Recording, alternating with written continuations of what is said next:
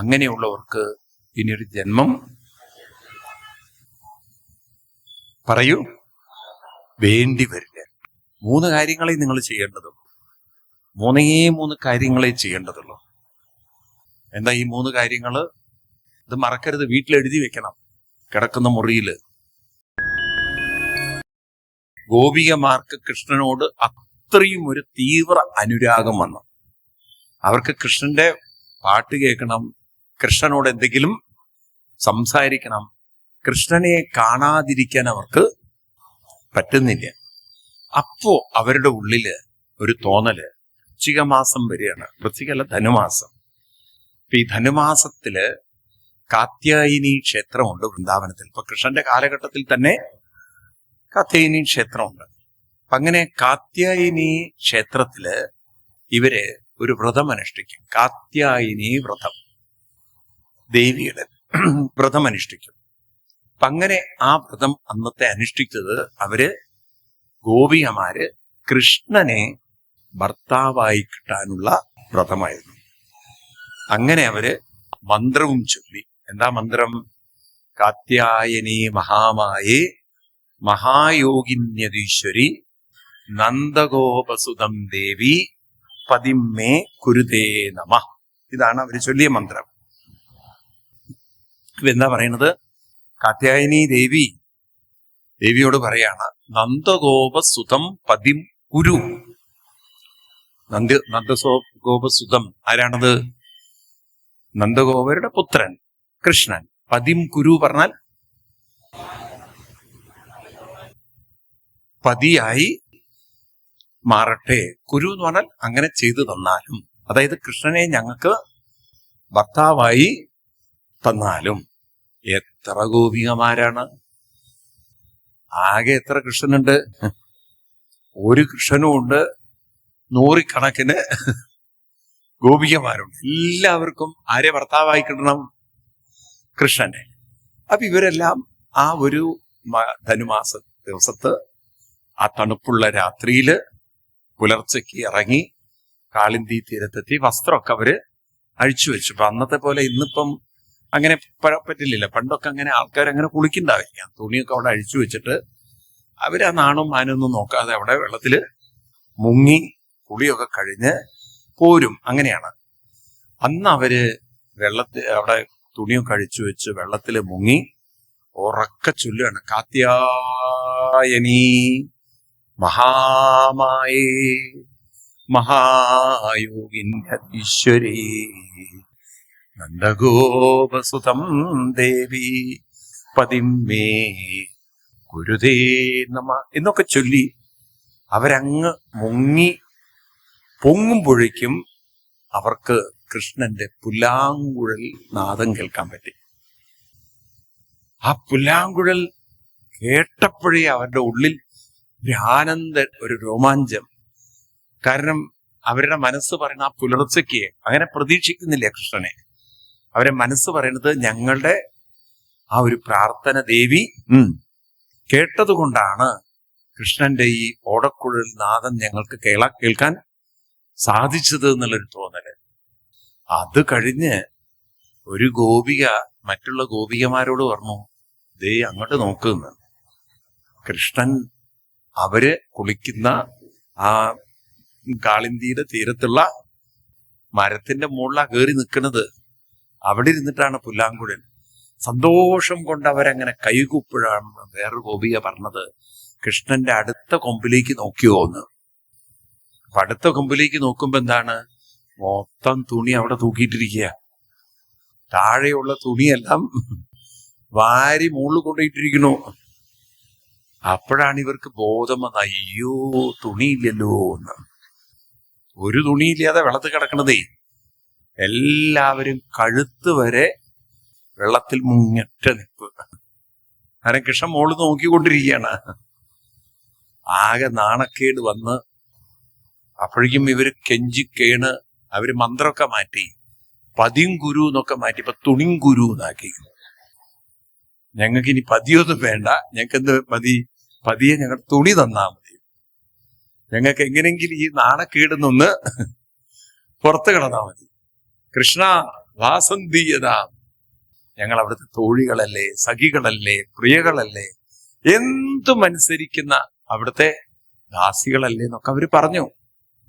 അപ്പൊ കൃഷ്ണൻ അവിടുന്ന് ഉറക്കെ, ഗോപികമാരെ, എനിക്ക് നിങ്ങളുടെ വസ്ത്രമൊന്നും വേണ്ട, ഓരോരുത്തർ കയറി വരൂ, ഞാൻ തരാന്ന്. അവര് പറഞ്ഞു, നല്ല കേമം, തുണിയില്ലാതെ കയറി വരേ. തുണിയില്ലാതെ കയറി വരുന്ന പ്രശ്നമില്ല. കൃഷ്ണ, ഞങ്ങളുടെ വസ്ത്രം താഴെ ഇടണം. സ്ത്രീകൾ കുളിക്കുന്നിടത്ത് കൃഷ്ണൻ എന്താ കാര്യമുള്ളത്?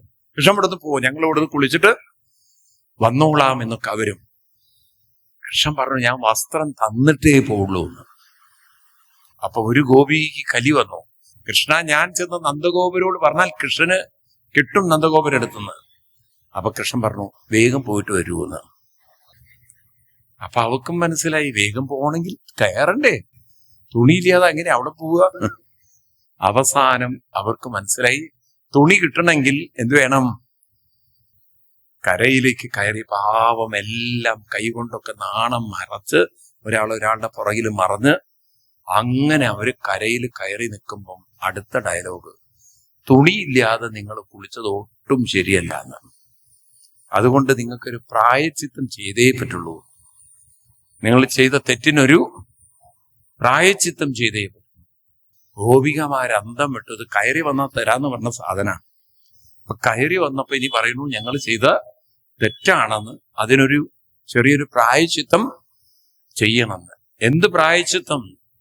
പറഞ്ഞു, വേറൊന്നും വേണ്ട, 2 കൈ മൂർധാവിലേക്ക് വെച്ചാൽ മതി. ആകെ നാണം മറയ്ക്കാനുള്ള സാധനം. ഇന്നാണെങ്കിൽ ഇതിന് പറയാ പോക്സോ കേസ് എന്നാണ്. കൃഷ്ണന് ജാമ്യം പോലും കിട്ടില്ലേ. കൃഷ്ണൻ വന്നിടത്തേക്ക് തന്നെ പോണ്ടി വരും, ജനിച്ചിടത്തേക്ക് തന്നെ. എവിടെയാ ജനിച്ചത്? കൃഷ്ണൻ എവിടെയാ ജനിച്ചത്? ശരിക്കും പറഞ്ഞ ആദ്യത്തെ കേസിൽ, ഈ പോക്സോ കേസിൽ പ്രതിയാവേണ്ട ആളായിരുന്നു ആര്? കൃഷ്ണൻ. ഇല്ലേ? പെണ്ണുങ്ങളുടെ തുണി മാറ്റിവെച്ചു എന്ന് മാത്രമല്ല, അവരോടെല്ലാവരോടും ഇങ്ങനെയല്ല കൂപ്പാൻ പറഞ്ഞത്, കൈ ഇവിടെ വയ്ക്കാൻ. അയ്യോ, അതിത്തിരി കടന്ന കൈയല്ലേ. ആ ഗോപികമാരോട് അങ്ങനെ പറഞ്ഞത് ശരിയാണോ? കൃഷ്ണൻ പറഞ്ഞത് ശരിയാണോ? ശരിയാണെന്ന് പറയുന്നവർ എത്ര പേരുണ്ട്? അതിപ്പോ നിങ്ങൾക്ക് പറയാൻ എന്തായാലും ഛേദക്കുറവുള്ളത്. നിങ്ങൾ അവിടെ ഉണ്ടായിരുന്നെങ്കിൽ നിങ്ങൾ ചെയ്യോ? കണ്ടവനിപ്പോ തുണിയില്ലെങ്കിൽ ഇപ്പൊ നിങ്ങൾക്ക് എന്ത് കുഴപ്പം? അവനവന് കടന്നു പോകുമ്പോഴല്ലേ അവനവന് പ്രശ്നമുള്ളത്. കൃഷ്ണൻ ചെയ്തത് ശരിയല്ല എന്ന് എത്ര പേര് പറയും? ഒരു സാമൂഹ്യ വ്യവസ്ഥിതിയിൽ അത് ശരിയല്ല. അപ്പൊ ഒരു ചോദ്യം ശരിക്കും ഇവിടെയാണ് നിങ്ങൾ ചോദിക്കേണ്ടത്. എന്തിനാണ് കൃഷ്ണൻ ഈ കാര്യം ഗോപികമാരോട് പറഞ്ഞത്? അതായത് വസ്ത്രം കൊടുത്തില്ല എന്ന് മാത്രമല്ല, അവരോട് എന്തു പറഞ്ഞു? കൈകൂപ്പി നിൽക്കാൻ. എന്തിനാണ് കൃഷ്ണൻ അത് ചെയ്തത്?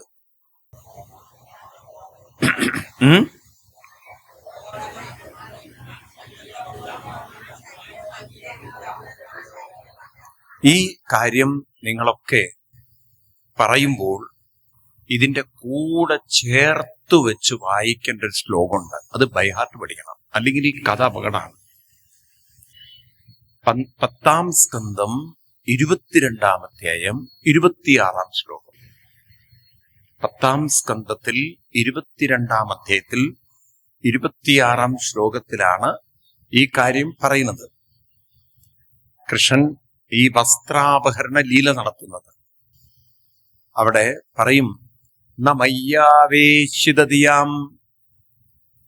കാമകാമായ കൽപ്പതേ വർച്ചിത്വാ കുദിതാധാനാ പ്രായോ ബീജായ നിഷ്യതേ. കണ്ടോ ശ്ലോകം? ഇത് പഠിക്കണം നിങ്ങള്. നമയ്യാവേശിതതിയാം കാമകാമായ കൽപ്പതേ വർച്ചിത്വാ കുദിതാധാനാ പ്രായോ ബീജായ നിഷ്യതേ. എന്താ പറയുന്നത് അവിടെ? നമയ്യാവേശിതതിയാം കാമകാമായ കൽപ്പതേ. അതൊരു ഉദാഹരണം പറയാണ് കൃഷ്ണൻ. ഭർച്ചിത ധാന്യം, ദാനം ഭർച്ചിത. ശ്രദ്ധിക്കണം, ധാന്യം അല്ലെങ്കിൽ ദാനം ഭർച്ചിത, ഭർച്ചിക്കുക എന്ന് പറഞ്ഞാൽ വറക്കുക. ധാന്യം വറുത്തു കഴിഞ്ഞാൽ ബീജം ന ഇഷ്യതേ, എന്തുണ്ടാവില്ല? എന്തുണ്ടാവില്ല? ബീജമുണ്ടാവില്ല എന്ന് പറഞ്ഞാൽ മുളക്കില്ല. ഇതുപോലെ മൈ ആവേശിതതിയാം കാമം ന കൽപ്പതേ. കാമം എന്ന് പറഞ്ഞാൽ ജന്മം, അതായത് വിത്ത് മുളയ്ക്കുന്ന പോലെ ഇനിയും ഒരു ജന്മത്തിന്റെ കാമം എന്ന മാറ്റിനർത്ഥം. ഒരു കാമം എന്ന് പറഞ്ഞാൽ ജന്മം, മറ്റൊരു കാമം എന്ന് പറഞ്ഞാൽ വാസന എന്നർത്ഥം. ഇനിയൊരു ജന്മം ഉണ്ടാവാൻ കാരണമാകുന്ന വാസനകൾ, അതായത് സംസ്കാരങ്ങൾ നിങ്ങളുടെ ഉള്ളിൽ ഉണ്ടാവില്ല. ഇപ്പൊ ജന്മമുണ്ടാവാനുള്ള കാരണം ലൗകികമായ സുഖങ്ങളോടുള്ള മനസ്സിന്റെ ആകർഷണമാണ്. ശ്രദ്ധിക്കണം, ഇന്ദ്രിയ സുഖങ്ങളോടുള്ള ആകർഷണമുണ്ടോ? ഇന്ദ്രിയ സുഖങ്ങൾ ആവർത്തിക്കാനായി ശരീരങ്ങൾ എടുക്കാൻ നമ്മള് കൂടെ വന്നില്ലേ? നിങ്ങൾ മനസ്സിന് ഏതിനോട് ആകർഷണമുണ്ടോ ആ ആകർഷണത്തെ തൃപ്തിപ്പെടുത്താനായി മനസ്സ് വീണ്ടും ആ ആകർഷണത്തിന്റെ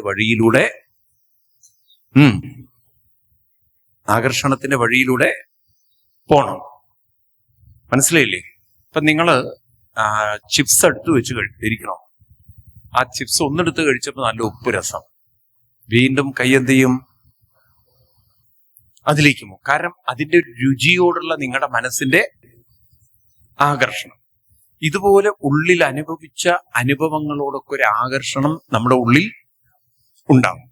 അത് ആവർത്തിക്കാനായി വീണ്ടും ഇന്ദ്രിയ സുഖങ്ങളെ അനുഭവിക്കാനായി ഇവിടെ ജനിക്കേണ്ടതുണ്ട്. എന്നാൽ നാമത്തിൽ ആകർഷണം വന്ന് ആത്മസുഖത്തിലേക്ക് മനസ്സ് കൂടി വളർന്നു കഴിഞ്ഞാൽ ക്രമേണ ആത്മസുഖത്തിന്റെ ആത്മരതി, ആത്മതൃപ്തി, ആത്മതുഷ്ടി ഇത് വന്നാൽ ജന്മത്തിന്റെ ആവശ്യം വരില്ല. കാരണം ജനിക്കണമെങ്കിൽ ഒരു ലൗകിക സുഖ തൃഷ്ണ നമ്മുടെ ഉള്ളിൽ ഉണ്ടാവണം. മനസ്സിലായില്ല? ഇപ്പോഴും ഏതിനോട് മനസ്സിന് ആകർഷണമുണ്ടോ അതിനനുസരിച്ചിരിക്കും ജീവിതം ഏത് ഡയറക്ഷനിലാണ്. ഇന്ദ്രിയങ്ങളുടെ സുഖത്തിലേക്ക് ആണ് മനസ്സ് തിരിച്ചു വെച്ചതെങ്കിൽ മനസ്സ് വീണ്ടും ഇന്ദ്രിയ സുഖങ്ങൾ അനുഭവിക്കാൻ വരണം. മനസ്സ് തിരിച്ച് ആത്മസുഖത്തിലേക്ക് നാമജപത്തിലൂടെ അതിൽ രസം കണ്ടെത്തി തിരിച്ചു വിട്ടാൽ ഒരാത്മസുഖത്തിന്റെ തീവ്രത കൂടി വന്നാൽ ലൗകിക സുഖത്തിന്റെ തീവ്രത കുറയും. കുറെ കഴിഞ്ഞാൽ ആത്മസുഖം കൂടി വന്നാൽ അങ്ങനെയുള്ളവർക്ക് ഇനിയൊരു ജന്മം വേണ്ടി വരില്ല. ക്ലിയർ ആയി വരുന്നുണ്ടോ? നിങ്ങൾക്ക് മനസ്സിലാവുണ്ടോ? യസ്ത്വാത്മരതിരേവസ്യാൽ ആത്മതൃപ്തശ്ച മാനവ ആത്മന്യേ ആത്മനാ തുഷ്ടതസ്യ കാര്യം ന വിദ്യതേ. ഇത് ഗീതയിലെ 3-ാം അധ്യായത്തിൽ പറയും. ആത്മരതി, ആത്മതുഷ്ടി, ആത്മതൃപ്തി അതാരുടെ ഉള്ളിലുണ്ടോ ന വിദ്യതേ ന കാര്യം ന, ഇനിയൊരു ജന്മത്തിന്റെ കാര്യം ഇല്ല അവർക്ക്. അപ്പൊ നാമജപത്തിലൊരു രുചി കണ്ട്, നാമജപത്തിലൊരു ലയം കണ്ട് ഒരു രതിയിലേക്ക്, ആത്മരുചിയിലേക്ക്, ആത്മസുഖത്തിലേക്ക് തിരിഞ്ഞാൽ ഒരു ജന്മം അവർക്കൊരിക്കലും വേണ്ട. ഇനി വീണ്ടും ആ വരി ഒന്ന് വായിച്ചു നോക്കൂ നിങ്ങൾ. മയ്യാവേശിതതിയാം കാമകാമായ കൽപ്പതേ.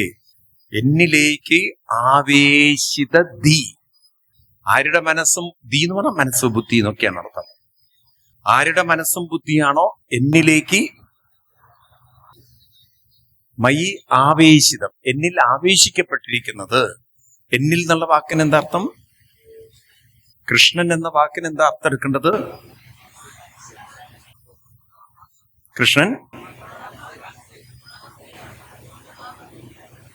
കൃഷ്ണൻ എന്ന വാക്കിന് എന്താണ് അർത്ഥം എടുക്കേണ്ടത്? പൂർണ്ണബോധം, എന്ന അർത്ഥം എടുക്കണം. എന്തെടുക്കണം? പൂർണ്ണബോധം. അപ്പൊ അതിലേക്ക് നമുക്ക് രതി ഉണ്ടാക്കാൻ എന്താ വഴി? നാമജപമാണ്. അപ്പൊ കൃഷ്ണനാകുന്ന നാമജപത്തിലേക്ക് രതി വന്നാൽ അതെവിടെ എത്തിച്ചോളും? പൂർണ്ണബോധത്തിലേക്ക് എത്തിക്കും. അങ്ങനെ ആർക്കാണോ ആ രതി, ആ ഒരു പ്രിയം, ആ ഒരു ലയം, ആ ഒരു ഇഷ്ടം വരുന്നത്, അത് വറുത്ത വിത്ത് പോലെയാകും. ഇനി അതിന് വീണ്ടും മുളക്കേണ്ടതായി വരില്ല. ഭഗവാൻ പറയുന്നു, എന്നിലേക്ക് വന്ന മനസ്സ്, എന്നിലേക്ക് ലയിച്ച മനസ്സിന് പുനർജന്മം ന വിദ്യതേ. ഗീത 8:16. ഗീത 8:16. 8:16. 8-ാം അധ്യായം 16-ാം ശ്ലോകം.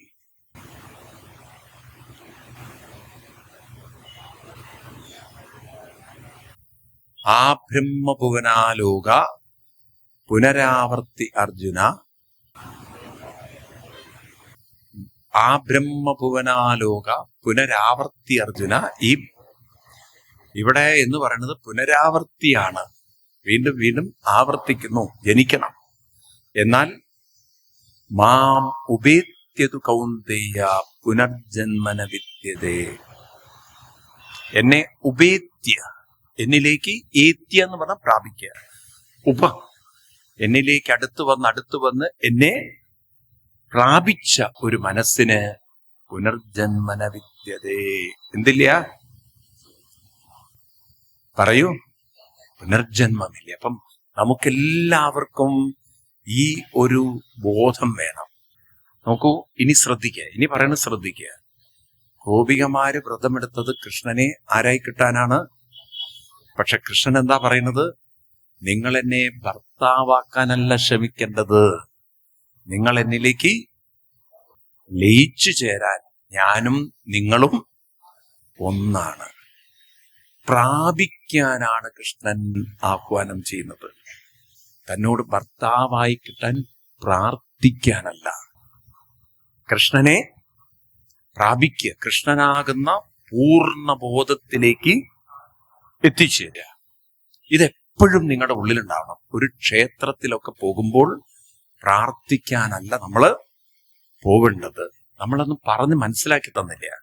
ഈ ശ്ലോകം വിടാതെ ഭാഗവതത്തിലെ 10-ാം സ്കന്ധത്തിൽ 60-ാം അധ്യായത്തിൽ 53-ാം ശ്ലോകം എടുക്കുക. ഇതൊക്കെ നിങ്ങൾ മനസ്സിലാക്കി വെച്ച് കൊച്ചു കുട്ടികളെ പോലും നിങ്ങൾ വഴിതെറ്റിക്കാതിരിക്കുക. 10, 60, 53. ഞാൻ ഇന്നലെ പറഞ്ഞത് ഒന്നുകൂടി ആവർത്തിക്കുകയാണ്.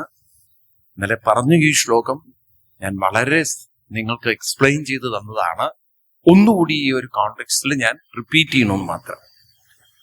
അവിടെ കൃഷ്ണൻ പറയും, മാം പ്രാപ്യമാനിന്യവർഗ സമ്പദം വാഞ്ചന്തിയേ സമ്പദയേവ സത്പതിം തേ മന്ദഭാഗ്യാ നിരയേപിയേനം മാത്രാത്മകത്വൽ നിരയസ്വ സംഗമ. കിട്ടിയ എല്ലാവർക്കും? 10, 60, 53. 10, 60, 53. എന്താ പറയുന്നത്? മാം പ്രാപ്യ. എല്ലാവരും ഒന്ന് പറയൂ. കൃഷ്ണൻ എല്ലാവരോടും പറയുന്നത് ഇതാണ്, മാം പ്രാപ്യ, എന്നെ പ്രാപിക്കൂ. അപ്പോഴാണ് നിങ്ങൾ ജീവിതത്തിൽ പൂർണ്ണതയിലേക്ക് എത്തിച്ചേരുക. അതിന് പകരം എന്റെ മുന്നിൽ വന്ന് വാഞ്ചതി, നിങ്ങൾ പ്രാർത്ഥിക്കരുത്. എന്താ പ്രാർത്ഥിക്കുന്നത്? സമ്പത്തും സത്പതിയും എന്ന് വെച്ചാൽ നല്ലൊരു ഭർത്താവ്, നല്ലൊരു കുടുംബത്തിനൊക്കെ വേണ്ടി എന്റെ മുന്നിൽ വന്ന് പ്രാർത്ഥിക്കരുത്. അങ്ങനെ പ്രാർത്ഥിക്കുന്നവര് ആരാണ്? മന്ദഭാഗ്യ. ആരാണ്? ഭാഗ്യം കെട്ടവരാണ്. അപ്പൊ കൃഷ്ണൻ എല്ലാവരോടും പറയുന്നത് പ്രാർത്ഥിക്കാനല്ല, പ്രാപിക്കാനാണ്. പ്രാർത്ഥിക്കാനല്ല, പ്രാപിക്കാനാണ്. ഇപ്പൊ കൃഷ്ണനാകുന്ന പൂർണ്ണബോധത്തെ പ്രാപിക്കാനാണ് നമ്മൾ ഓരോരുത്തരും ഈ ഭൂമിയിൽ വന്നതെന്ന് നമ്മൾ പഠിച്ചിട്ടില്ല. ഒരു ക്ഷേത്രത്തിലൊക്കെ പോകുമ്പോൾ നമ്മൾ എന്താ ചെയ്യേണ്ടത്? നമ്മളെ കൂടുതൽ കൂടുതൽ ആ പൂർണ്ണബോധത്തിലേക്ക് എത്തിക്കാൻ മനസ്സിനെ കൂടുതൽ നാമജപത്തിലേക്ക് അർപ്പിക്കാൻ അവിടുത്തെ ആ ഒരു എനർജി, അവിടെ ആ പൂജയൊക്കെ ചെയ്തതിന്റെ ഒരു ചൈതന്യം, അവിടെ ഉള്ള ആ എനർജി, വൈബ്രേഷൻ നമുക്ക് മനസ്സിനെ കൂടുതൽ ഭഗവാനിലേക്ക് അടുപ്പിക്കാൻ അനുകൂലമായൊരു സാഹചര്യം ഉണ്ടാക്കും. ഒരു ക്ഷേത്രത്തിൽ പോയി ആ അന്തരീക്ഷത്തെ വേണ്ട വിധത്തിൽ നമ്മൾ അവർക്ക് പറയൂ പ്രയോജനപ്പെടുത്തുന്നതിന് പകരം അവിടെ പോയി പ്രാർത്ഥിക്കുന്നത് നമ്മളെ സത്യത്തിൽ ഭഗവാനിൽ നിന്നും അകറ്റാണ്. ഇപ്പൊ നോക്കൂ, നിങ്ങൾ ഗോപികമാരോട് പ്രാർത്ഥിക്കാനല്ല കൃഷ്ണൻ പറഞ്ഞത്, പ്രാപിക്കുക. അപ്പൊ കൃഷ്ണൻ നമ്മളെ കണ്ടാൽ എന്താ പറയുക? പ്രാർത്ഥിച്ചുകൊള്ളൂ എന്നാണോ പറയുക? എന്നെ പ്രാപിക്കണം എന്നാണോ പറയുക? എന്താ പറയുക? ഇങ്ങനെയാണ് കൃഷ്ണൻ പറഞ്ഞത് എന്നുള്ളത് നിങ്ങൾ മുമ്പ് മനസ്സിലാക്കിയിരുന്നോ?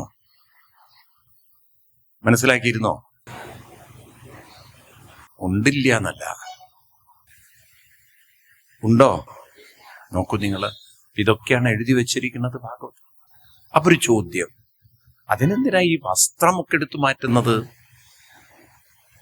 അതിനിപ്പം തുണിയുടെ മുകളിൽ കളിക്കണോ? അതിത്തിരി കടന്ന കളിയല്ലേ? വസ്ത്രം കൃഷ്ണനെ സംബന്ധിച്ച് ദേഹബോധമാണ്. എന്താണ് ഗോപികമാരോട് പറയുന്നത്? നിങ്ങൾ ആണും പെണ്ണുമാണെന്ന ചിന്ത വേണ്ട. അതിനു പകരം നിങ്ങളെ തന്നെ പൂർണ്ണമായി സമർപ്പിക്കുക. ആ കൈകൂപ്പാൻ പറഞ്ഞത്, നമ്മൾ കൈകൂപ്പുന്നത് പൂർണ്ണ സമർപ്പണത്തിന്റെ പ്രതീകമാണ്. എന്തിന്റെ പ്രതീകം? സമർപ്പണത്തിന്റെ പ്രതീകമാണ്. മനസ്സിലായില്ലേ? ഇപ്പൊ ഗോപികമാരോട് പറയുന്നത്, നിങ്ങൾ ഈ വസ്ത്രമല്ല, നിങ്ങൾ ഈ ശരീരമല്ല. വസ്ത്രം ശരീരവുമായി ചേർത്ത് വെച്ച വല്ല ശ്ലോകവും ഉണ്ടോ? അങ്ങനെ ഒരു ശ്ലോകം കേട്ടിട്ടുണ്ടോ? രാമായണമൊക്കെ വായിക്കുമ്പോഴെങ്കിലും നിങ്ങളുടെ മനസ്സിൽ വന്നിട്ടുണ്ടാവും. ജീർണവസ്ത്രം കളഞ്ഞമ്പോടു മാനുഷൻ പൂർണ്ണശോഭം നവവസ്ത്രം ധരിച്ചിടും. രാമായണം വായിച്ചിട്ടുണ്ടോ? രാമായണം വായിക്കാറുണ്ടോ? കർക്കിടകത്തില് എത്ര പേര് വായിക്കാറുണ്ട്? എഴുതാഴ്ത്തു. ഈ ശ്ലോകം എവിടെയാ പറഞ്ഞിട്ടുള്ളത്? ഇത് ആരോട് പറഞ്ഞ ശ്ലോകം? പറയാൻ പറ്റുന്നവർ എത്ര പേരുണ്ട് നോക്കട്ടെ. ജീർണവസ്ത്രം കളഞ്ഞമ്പോടു മാനുഷൻ പൂർണ്ണശോഭം നവവസ്ത്രം ധരിച്ചിടും. ജീർണദേഹം കളഞ്ഞമ്പോട് ദേഹികൾ പൂർണ്ണശോഭം നവദേഹം ധരിച്ചിടും. ഇതാര്? ലക്ഷ്മണോപദേശം. നിങ്ങൾ എത്തണം. ഇത് ലക്ഷ്മണോപദേശമല്ല. വെറുതെ ഗസ് വർക്ക് നടത്തരുത്. ഉറപ്പുണ്ടെങ്കിലേ പറയാവോ. ഉറപ്പുണ്ടാവണം, അത്രയും ഉറപ്പുണ്ടാവണം. ഉറപ്പുള്ളവരാരെങ്കിലും ഉണ്ടോ? എന്ത് സാരോപദേശം? ഉപദേശം. ഇത് ആരോട്? ഉറപ്പുള്ളവർ എത്ര പേരുണ്ട്? പറയും. കേൾക്കുന്നില്ലേ? എനിക്ക് ശബ്ദം കേൾക്കില്ല.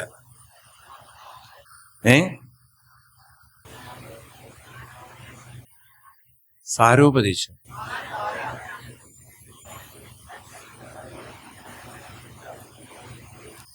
ഇത് ഭരതനോട്.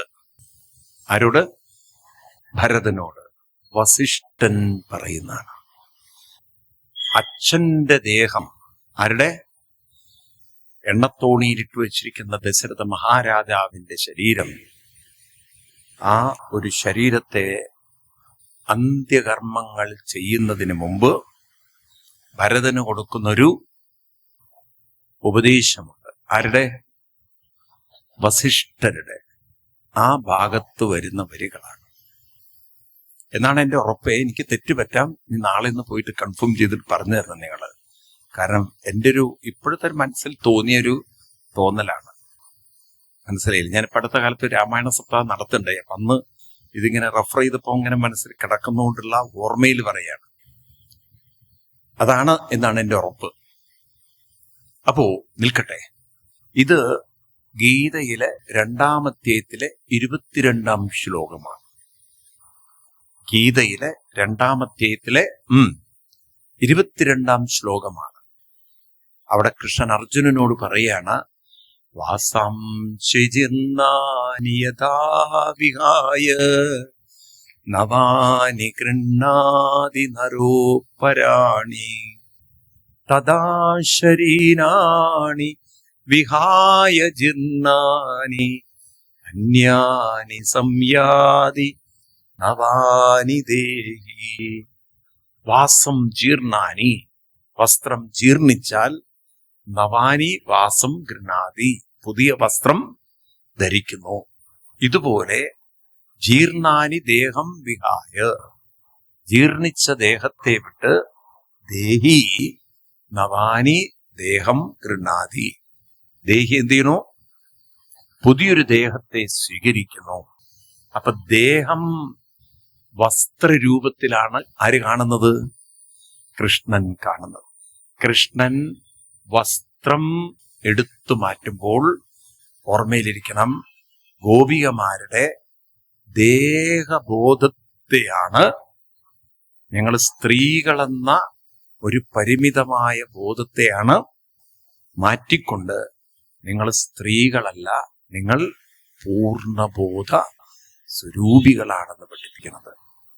നിങ്ങൾ സ്ത്രീകളല്ല, പൂർണ്ണബോധ സ്വരൂപികളാണ്. അതിലേക്ക് എത്താനാണ് നിങ്ങൾ, ഉറക്കെ പറയൂ, ശ്രമിക്കേണ്ടത്. എങ്കിൽ ഞാനും നിങ്ങളുമെല്ലാം ഒന്നായിത്തീരും. എന്തൊരു ടീച്ചിങ് ആണ് നോക്കൂ കൃഷ്ണന്റെ ആ ഒരു. നോക്കൂ, ഇങ്ങനെ ഒരു അവതാരം ലോകത്തിലുണ്ടോ എന്ന് ആലോചിച്ച് നോക്കൂ നിങ്ങള്. ഒരാളും ഇവിടെ കടന്ന് ദുഃഖിക്കേണ്ട യാതൊരു കാര്യമില്ല. അനുഷ്ഠാനത്തിലൂടെ മനസ്സിന്റെ ദുർബലതകളെ മറികടക്കും. ഇപ്പൊ നമ്മുടെ ദുരിതങ്ങൾക്കൊക്കെ എന്താ കാരണം? നമ്മൾ ഈ ബോധ മനസ്സിലും ഉപബോധ മനസ്സിലും അബോധ മനസ്സിലും കുരുങ്ങിക്കിടക്കുകയാണ്. ആ കുരുങ്ങിക്കിടക്കുന്ന നമുക്ക് ദുഃഖത്തിൽ നിന്ന് പുറത്തു കടക്കൽ അത്ര എളുപ്പല്ല. ഞാൻ കഴിഞ്ഞ ദിവസം പറഞ്ഞില്ലേ, കുക്കൂൺ പറഞ്ഞില്ലേ, മൽബറി ചെടിയിൽ വളർത്തുന്ന പട്ടുനൂൽ പുഴുവിനെ കുറിച്ച് പറഞ്ഞില്ലേ. അത് തലതിരിച്ചിട്ടാണ് കൂടുണ്ടാക്കുക. അത് മലർന്ന് കിടന്നുകൊണ്ടത് എന്ത് ചെയ്യും? നൂല് ചുറ്റും. അതറിയുന്നില്ല, താൻ ചുറ്റുന്ന നൂല് തന്നെ കുരുക്കിക്കൊണ്ടിരിക്കുകയാണ്.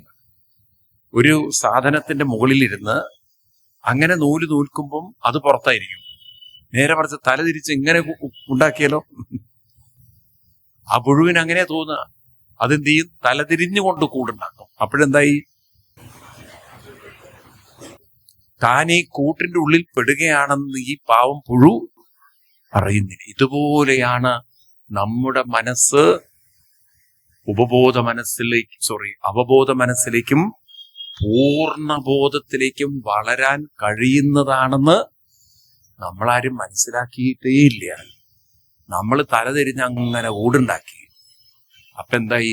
ദുരിതങ്ങളും ദുഃഖങ്ങളും വിഷമങ്ങളും വേദനകളും നമ്മളെ അങ്ങോട്ട് വരിഞ്ഞു മുറുക്കിയിട്ട് ഇപ്പം നമ്മൾ പറയാ, എന്റെ ഒന്നും വിഷമം നിങ്ങൾക്ക് മനസ്സിലാവില്ല. അങ്ങനെ ഓരോ സങ്കടങ്ങളും വിഷമങ്ങളും പ്രയാസങ്ങളും പറഞ്ഞിരിക്കുന്നേ, അനുഭവിക്കുക എന്നല്ലാതെ ഒരു വഴിയില്ല ഇതിന്. കാരണം നിങ്ങളൊരു കൂട്ടിലാണെന്ന് നിങ്ങൾ പറയൂ, അറിയുന്നില്ല. ആർക്കും നിങ്ങളുടെ കൂട് പൊളിക്കാൻ പറ്റില്ല. ഒരാൾക്കേ പറ്റുള്ളൂ. ആർക്ക്? നിങ്ങൾക്കല്ലാതെ ഇതിൽ നിന്നും പുറത്തേക്ക് കടക്കാൻ വേറെ ഒരാൾ വിചാരിച്ചാൽ പറ്റില്ല. അതല്ലേ ഗോപികമാരോട് പറയുന്നത്, മൈ ആവേശിതതിയാം. ആ വാക്ക് മറക്കരുത്. എനിക്ക് നിങ്ങളെ പൂർണ്ണതയിലേക്ക് എത്തിക്കാൻ പറ്റില്ല. ആരെത്തിക്കണം? നിങ്ങൾ എന്നിലേക്ക് മനസ്സിനെ അർപ്പിക്കണം, ഉറപ്പിക്കണം, ലയിപ്പിക്കണം. 3 കാര്യങ്ങളെ നിങ്ങൾ ചെയ്യേണ്ടതുള്ളൂ. 3 കാര്യങ്ങളെ ചെയ്യേണ്ടതുള്ളൂ. എന്താ ഈ 3 കാര്യങ്ങള്? ഗീത 11-ാം അധ്യായം 54-ാം ശ്ലോകം. ഭഗവത്ഗീത 11-ാം 54-ാം ശ്ലോകം. ഭക്തിയാ തു അനന്യയാ ശക്യ അഹമേവം വിദുർജുന ജ്ഞാതും ദ്രഷ്ടും പ്രവേഷ്ടും ച പരന്തപ. ഇത്രയും വേണ്ടു. എന്തൊക്കെയാ വേണ്ടു? ജ്ഞാതും എന്ന് പറഞ്ഞാൽ മാന്തും എന്നല്ല. ജ്ഞാതും എന്ന് പറഞ്ഞാൽ രാവിലെ തന്നെ ബോധം ഉണ്ടാവണം. എന്ത്? പരമാത്മാവിനെ അല്ലെങ്കിൽ പൂർണ്ണബോധത്തെ പ്രാപിക്കാനാണ് ഞാൻ ഈ ഭൂമിയിൽ. അവർക്ക് പറയൂ, ഈ ബോധം നമ്മുടെ ഉള്ളിൽ ഉണ്ടാവണം. ഏത് ബോധം? കാലത്തെണീറ്റാൽ ഏത് ബോധം ഉണ്ടാവണം? ഇന്ന് പുട്ടാണോ ദോശയാണോ എന്നുള്ള ബോധാണോ? ഏത് ബോധം ഉണ്ടാവണം? പൂർണ്ണബോധത്തെ പ്രാപിക്കാനാണ് ഞാൻ ഈ ഭൂമിയിൽ പറയൂ വന്നത്. ഇത് മറക്കരുത്, വീട്ടിലെഴുതി വെക്കണം, കിടക്കുന്ന മുറിയിൽ. ഞാൻ എന്തിനാ വന്നത് എന്ന്. ഞാൻ എന്തിനാ ഭൂമിയിൽ വന്നത്? എല്ലാവരും ഒന്ന് ഉറക്കെ പറയൂ. പൂർണ്ണബോധത്തെ പ്രാപിക്കാനാണ് ഞാൻ ഈ ഭൂമിയിൽ വന്നത്. ഈ ബോധം ജ്ഞാതും. ഇനിന്ത് വേണം? അത് പറഞ്ഞിരുന്നാ പോരാ, മാന്തിരുന്നാ പോരാ. ദ്രഷ്ടും. എന്ത് ചെയ്യണം? നാമത്തെ ദൃഷ്ടും. ഉള്ളിൽ നാമത്തെ ശ്രദ്ധിച്ചുകൊണ്ട്, നാമത്തെ നോക്കിക്കൊണ്ട്. വേറൊന്നും നോക്കാൻ മനസ്സിനെ സമ്മതിക്കരുത്. മനസ്സ് നാമം ചൊല്ലുന്നുണ്ടോ എന്ന് തന്നെ ശ്രദ്ധിക്കുക. മനസ്സിനെ നോക്കുക. നാമം ചൊല്ലുന്ന മനസ്സിനെ കണ്ണടച്ച് നോക്കുക. നാമം ചൊല്ലുന്നുണ്ടോ? മനസ്സിലായില്ലേ? നാമം ചൊല്ലുകയും വേണം, നാമത്തെ മനസ്സിലായില്ലേ നിങ്ങക്ക്? നാമത്തെ നോക്കണം ഇങ്ങനെ. അതായത് ഈ നിങ്ങൾ കൊച്ചു കുട്ടികളെ, എങ്ങനെയെങ്കിലും ചെറിയ മുട്ടയിൽ നടക്കണ കുട്ടികളെ നിങ്ങൾ ചിലപ്പോൾ അങ്ങനെ അവരെ ഫ്രീ ആക്കി വിട്ടിട്ട് നിങ്ങൾ അങ്ങനെ നോക്കിയിരിക്കുന്ന പോലെ. അപ്പൊ അവരെങ്ങോട്ടാ പോകുന്നത് എന്നുള്ളത് എന്ത് ചെയ്യും? ഇപ്പൊ ഇവിടെ ഇരുന്ന് നിങ്ങൾ കൊച്ചു കുട്ടികളെ കൊണ്ടുവന്നില്ല കണ്ടില്ലേ? കൊച്ചു കുട്ടികളെയൊക്കെ കൊണ്ടുവന്നിരിക്കുമ്പോഴും അതെങ്ങോട്ടെങ്കിലും പോയാലും ശ്രദ്ധ എവിടെ ഉണ്ടാവും? ആ കുട്ടികളുടെ മേലെ ഉണ്ടാവും. കാരണം അത് എങ്ങോട്ടാ പോവുക എന്നുള്ള ഒരു പിടിയില്ല. ഉണ്ടോ? ഇതുപോലെ നാമം ജപിക്കുമ്പോൾ ആരെ ശ്രദ്ധിക്കണം? ഭഗവാനെയോ? മനസ്സിനെ ശ്രദ്ധിക്കണം. മനസ്സ് വേറൊന്നും പോകരുത്. നാമത്തെയും മനസ്സിനെയും ശ്രദ്ധിച്ച് അത് തന്നെ. ആ നാമത്തെ ശ്രദ്ധിച്ചാൽ മതി, മനസ്സവിടെ നിൽക്കും. അതിന്റെ പേരാണ് ദൃഷ്ടും. ഇതിൽ വിജയം കൈവരിച്ചാൽ അതിന്റെ പേരാണ് പ്രവേഷ്ടും. ആരിലേക്ക് പ്രവേശിക്കും? നാമത്തിലൂടെ നേരത്തെ നമ്മൾ പറഞ്ഞ വാക്കുകൾ മറക്കരുത്. അവബോധത്തിലേക്കും പൂർണ്ണബോധത്തിലേക്കും കടക്കും. അപ്പൊ ഈ 3 കാര്യങ്ങൾ, ഒന്ന് ബോധമുള്ളവരാവുക, 2 നാമം ജപിക്കുക, 3 ആ നാമത്തെ നോക്കിക്കൊണ്ടിരിക്കുക. അങ്ങനെ ഒരു ജീവിയുണ്ട്. നമ്മള് വീടുകളിലൊക്കെ ജനവാതിലൊക്കെ ഉള്ള സ്ഥലത്ത് അല്ലെങ്കിൽ ചില ഭാഗത്തൊക്കെ ഈ മണ്ണിന്റെ ഒരു കൂട് നിങ്ങൾ കാണാം അല്ലേ? വേട്ടാളെന്ന് പറയുന്ന സാധനം. ഈ വേട്ടാളന്റെ ഒരു ജീവിതം പറയുകയാണെങ്കിൽ, വേട്ടാളനാണെങ്കിൽ പാവം കുഞ്ഞുങ്ങളുണ്ടാവില്ല. വേട്ടാളന് കുഞ്ഞുങ്ങളുണ്ടാവില്ല. അങ്ങനെ ഒരു ജീവിയാണ് ആര്? വേട്ടാളൻ. അപ്പൊ വേട്ടാളൻ എന്ത് ചോദിച്ചാൽ ഏതെങ്കിലും ഒരു പുഴുവിനെ പൊക്കിക്കൊണ്ടുവരും. കുട്ടികളെ പൊക്കുന്ന ആദ്യത്തെ ജീവിയാണ് വേട്ടാളൻ. എവിടെന്നെങ്കിലും ഒരു പുഴുവിനെ അടിച്ചു മാറ്റും. എന്നിട്ട് ഇതിനെ കൂട്ടില്ല, അതിനെ വേണ്ടിയിട്ടാണ് കൂടുണ്ടാക്കുന്നത്, ഈ കുഞ്ഞിന് വേണ്ടിയിട്ട്. എന്നിട്ട് ഇതിനെ കൂട്ടിലേക്കാക്കി ചെറിയൊരു സുഷിര ഉണ്ടാവുള്ളൂ അതിന്. ആ പാവം പുഴു എങ്ങനെയെങ്കിലും മമ്മി ഡാഡി കാണാനില്ലല്ലോ എന്ന് പറഞ്ഞ് അതിന്റെ അച്ഛൻ്റെ അമ്മയുടെ അടുത്തേക്ക് പോകണം. ഈ വേട്ടാളൻ ഇതിനെ നോക്കി ഇടയ്ക്കൊരു കുത്തും കൊടുക്കും. അത് വേദന കൊണ്ട് അകത്തേക്ക് വരിയും. അങ്ങനെ വേട്ടാളനെ നോക്കി കുറെ കഴിഞ്ഞാൽ പുഴു ആരായി? ഒരു വേട്ടാളനായി. ഇതുപോലെ നമ്മള് മൊബൈൽ നോക്കിയിരുന്ന കാട്ടാളനാവും. മൊബൈൽ നോക്കിയിരുന്നാൽ ആരാവും? എന്നാൽ അല്പനേരം ഇരുന്ന് നാമത്തെ നോക്കിയിരുന്ന് നാമം ജപിക്കുന്ന മനസ്സിനെ നാമം ജപിക്കുന്നുണ്ടോ, നാമത്തിൽ തന്നെ ശ്രദ്ധിക്കുന്നുണ്ടോ എന്ന് അത് തന്നെ ശ്രദ്ധിച്ചുകൊണ്ടിരുന്നാൽ ആ മനസ്സ് ഭഗവാനായി തീരും. അപ്പൊ മനസ്സിനെ ഭഗവാനാക്കി തീർക്കാൻ, പൂർണ്ണബോധത്തിലേക്ക് എത്തിക്കാൻ കഴിവുള്ളവരാണ് നമ്മളെല്ലാവരും. അതുകൊണ്ട് ഈ വാക്ക് മറക്കരുത്. മാം പ്രാപ്യ. എന്താണ്? ന പ്രാപ്യ. മാം പ്രാപ്യ ന പ്രാർത്ഥ്യ. എന്നെ പ്രാപിക്കാനാണ് വന്നത്, എന്നോട് കൂടെ വന്നില്ല. എന്നെ പ്രാപിക്കാനാണ് വന്നത്, എന്നോട് ന പ്രാർത്ഥ്യ എന്ന് പറഞ്ഞാൽ എന്നോട് പ്രാർത്ഥിക്കാനല്ല.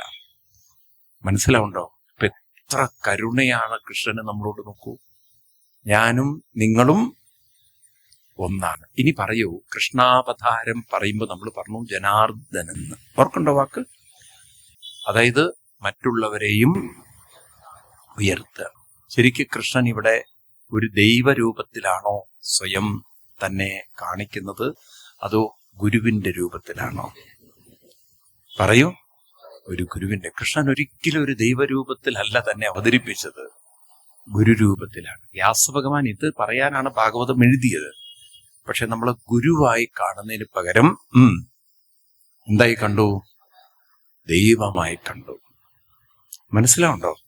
അതുകൊണ്ട് നമ്മൾ അത്ര പ്രാധാന്യം നാമജപത്തിനൊന്നും കൊടുത്തില്ല. ഒരു ചടങ്ങ് പോലെയൊക്കെ ജപിച്ചു എന്നല്ലാതെ നമ്മൾ നമ്മുടെ കുരുട്ടും കഷ്ടപ്പാടും വീട്ടിലെ കാര്യവും, മനസ്സിലായില്ലേ, അവൾ അങ്ങനെ ചൊറിയും പറഞ്ഞ് അങ്ങനെ ജീവിച്ചു. അതുകൊണ്ട് എന്തായി? മനസ്സിന് സമാധാനവും സ്വസ്ഥതയും പോയി.